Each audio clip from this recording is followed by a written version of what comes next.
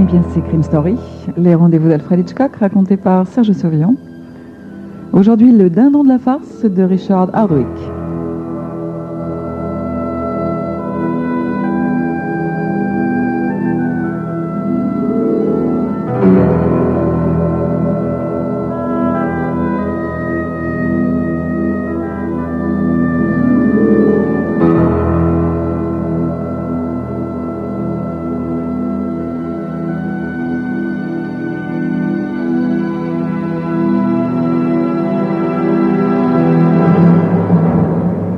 Pour Greg McNeil, il s'agit de choisir entre deux solutions. Ou plaquer Clarissa, rompre avec elle complètement et définitivement, et Greg est un expert en la matière, ou bien tuer Harry Melton. Ainsi, Clarissa sera libre de l'épouser et elle aura tout l'argent d'Harry Melton. C'est aussi simple que ça. Greg McNeil boit une gorgée d'alcool et embrasse du regard le bar mal éclairé. C'est ici même, dans ce bar, qu'a commencé 3 mois plus tôt son idylle avec Clarissa. Assise devant un porte-au-flip, la jeune femme le regardait avec insistance. Greg avait bien remarqué son manège. D'ailleurs, il avait l'habitude d'attirer l'attention des dames. Il suffit, pour comprendre pourquoi, de jeter un coup d'œil sur sa personne. Avec ses cheveux bruns et bouclés, ses grands yeux gris, son nez régulier et ses dents bien plantées d'une blancheur éclatante, Greg possède une beauté aristocratique qui éveille ordinairement chez les hommes une antipathie instinctive et chez les femmes une méfiance mêlée d'espoir. Oui, c'était il y a 3 mois. Ce jour-là, Greg avait attendu un moment, en homme avisé. L'excès d'empressement est le propre de l'amateur. Puis, il avait fait signe à Barnell, barman, qui avait accouru aussitôt. Le contraste entre les deux hommes est frappant. Autant Greg est bel homme, autant l'autre est d'une extrême laideur. « Je vous sers un autre verre, monsieur McNeil ?»« Hein? Non, tout à l'heure, Barney. Dites-moi plutôt, qui est-ce? Je veux dire, cette fille, là-bas, au bout du bar, qui me dévisage. La pépée blonde aux boucles d'oreilles avec la broche en diamant et qui sent le fric à plein nez. Elle-même, oui. Ben, j'en sais rien, monsieur McNeil. Je l'ai jamais vue de ma vie. Elle est pas mal, d'ailleurs. Pas mal du tout, en effet, Barney. Qu'est-ce qu'elle boit? Elle en est à son 3e porte-au-flip, monsieur McNeil. J'ai l'impression qu'elle a un peu de vent dans les voiles. Barney, servez-moi un autre bourbon et portez un autre porte-au-flip à cette dame avec mes compliments. Ça, c'est du style, monsieur McNeil. Aucun de ces petits genoux d'aujourd'hui vous arrive à la cheville. Non, aucun. Vous, Paul Co, vous êtes un monsieur. McNeil prend la remarque comme elle lui est faite. C'est une constatation et non une flatterie. D'ailleurs, quand on excelle depuis plus de 20 ans dans un art, on n'est plus guère sensible à la flatterie. Ce qui n'empêche pas d'être lucide. Greg n'a que 39 ans, mais c'est un réaliste. Il s'est bien aperçu que son menton commence à s'affaisser, qu'il prend un peu de brioche et qu'il laisse chaque matin sur sa brosse une quantité alarmante de cheveux. Quoi qu'il en soit, c'est ainsi qu'il fait la connaissance de Clarissa. Après lui avoir offert une série de porte-au-flip, Greg apprend qu'elle est mariée à un certain Harry Melton, lequel a le double de son âge, mais se trouve être l'heureux possesseur d'une immense fortune. « Je ne suis qu'un petit oiseau enfermé dans une cage dorée », lui avoue Clarissa quelques jours plus tard, tandis qu'il danse dans un cabaret de Jersey. Puisque vous êtes là ce soir, Clarissa, j'imagine que cette cage n'est pas très bien fermée. Mon mari est à Chicago pour affaires. Il ne s'absente pas souvent, mais quand ça lui arrive, j'ai le sentiment que si je ne sors pas de cette baraque pour prendre un peu de bon temps, je vais devenir complètement folle. Vous ne pouvez pas vous rendre compte de ce que c'est. Greg sourit de toutes ses dents pour remarquer « Je suppose qu'on vous a pas forcé, revolver en main, à l'épouser, Clarissa. » Vous savez, Greg, n'importe qui peut être acheté. Je l'ai été. Si nous faisions une petite fugue ce soir, Greg, je me sens l'âme de Cendrillon et il n'est pas encore minuit. Je ne sais pas si je me contenterais d'une simple fugue, Clarissa, si vous voyez ce que je veux dire. Au départ, il ne s'agit que d'un jeu, bien entendu, et l'un et l'autre en sont conscients. Mais les déplacements d'Harry Melton devenant plus fréquents, Clarissa prend rapidement l'habitude de retrouver Greg. Il se fixe rendez-vous dans des lieux peu fréquentés, jamais dans le même. Clarissa a bien insisté sur ce point en spécifiant « Je n'aime pas Harry, mais j'aime son argent ». Autre sujet de tracas pour Greg, la jeune femme ne paie jamais l'addition. Il lui a pourtant expliqué franchement que ses revenus sont plus que modestes. Mais elle lui a déclaré une fois pour toutes qu'il lui serait difficile de rendre compte à son époux de dépenses effectuées en son absence.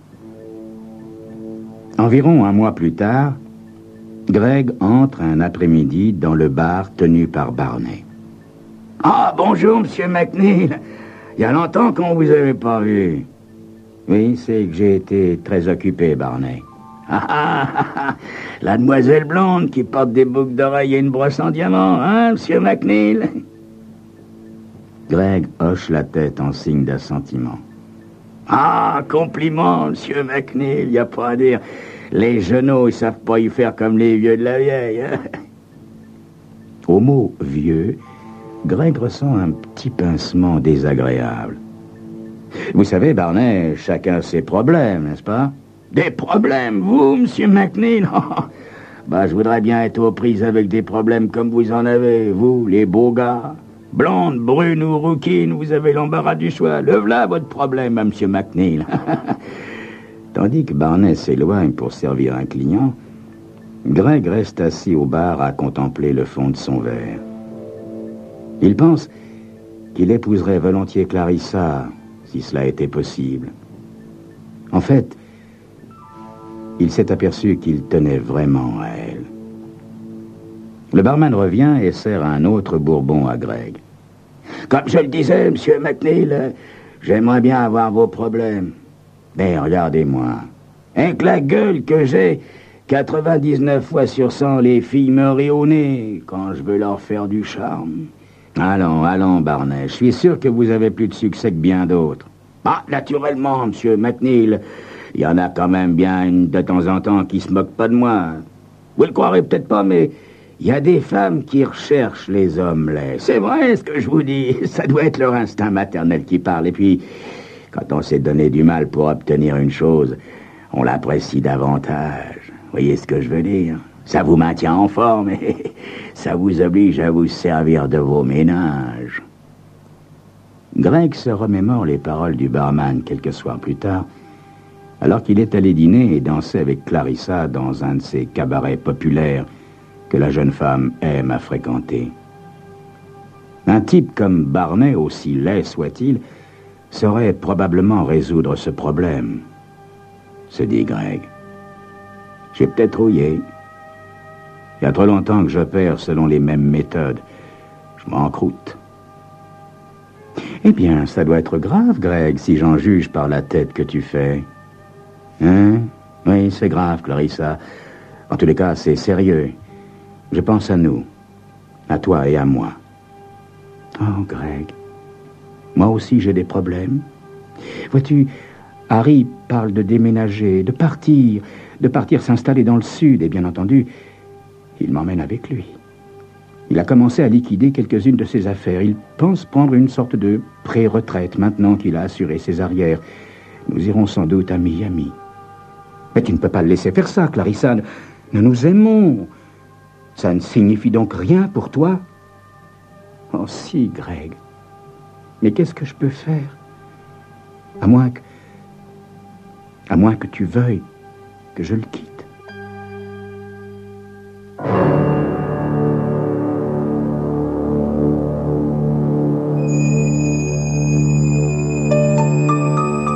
Quoi? Clarissa a quitté son affreux bonhomme de mari? Mais Greg ne demande que ça. comme vous le verrez dans quelques instants. Oui, on saute.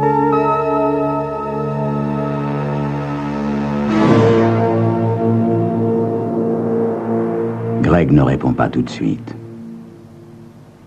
Oui, Clarissa, j'en meurs d'envie. Mais je n'ai pas un sou, tu le sais bien. Oui, je le sais, Greg, chéri. Mais ne t'inquiète pas, nous trouverons bien une solution. Bien sûr, se dit Greg, il y a d'autres femmes. Mais où donc en dénicher une qui vaille en puissance 4 ou 5 millions de dollars? Bien sûr, Clarissa l'épousera s'il le lui demande, il en est certain. Elle laissera tomber Harry Melton et ses millions pour vivre avec lui à la fortune du pot. En imagination, Greg se voit déjà dans un petit appartement modeste, donnant sur une cour avec, dans quelques années, une bande de gosses braillards. Et lui, le beau Greg McNeil, devenu gras et mou à force de boire de la bière en regardant les matchs de foot à la télé. Ah non, ça, non, non, non. Le lendemain après-midi, Greg retourne au bar, chez Barney. Barney est à son poste. Après l'avoir servi, il lui montre un journal déplié sur le comptoir. Et qu'est-ce que vous pensez de cette histoire qui s'est passée en Floride, M. McNeil? Hein? Quelle histoire? C'est une affaire que j'ai suivie dans les journaux, M. McNeil. En un sens, elle a un certain rapport avec ce qu'on disait l'autre jour, mais moi, à la place du gars, je m'y serais pris autrement, histoire de m'en tirer. Lui, le malheureux, tel que les choses se présentent, il y coupe pas de la chaise électrique. Greg jette un coup d'œil au journal. En première page, c'est elle la photo d'un jeune homme triste, à côté d'un agent de police. Voyez, monsieur McNeil, le gosse que vous voyez là-dessus, ben, il voulait épouser la fille d'un type très riche de Chicago. Ben, le vieux, il s'est rendu compte que c'était un coureur de dot. Ben, il a déclaré à sa fille que si elle voulait épouser ce voyou, il lui couperait les vivres. Alors le môme, ben, il l'a descendu, s'imaginant que la fille allait hériter du magot et qu'ils couleraient ensemble des jours heureux après ça. Et alors, Barney? Vous y seriez pris autrement, vous? Bah, bien sûr, monsieur McNeil, bien sûr que je m'y serais pris autrement. Et vous savez pourquoi? Parce que j'ai jamais rien eu sans peine, moi. Il a toujours fallu que je me donne du mal pour obtenir ce que je voulais. Le gamin, il s'est trop pressé. Moi, j'aurais pris mon temps. Voyez, le môme, il aurait dû attendre son heure. Faire semblant de laisser tomber, disparaître un moment, au cas où le vieux aurait cherché à se renseigner sur lui. Et puis, plus tard, après s'être déguisé, il aurait suivi le vieux et il l'aurait descendu en faisant croire que quelqu'un l'avait tué pour le voler.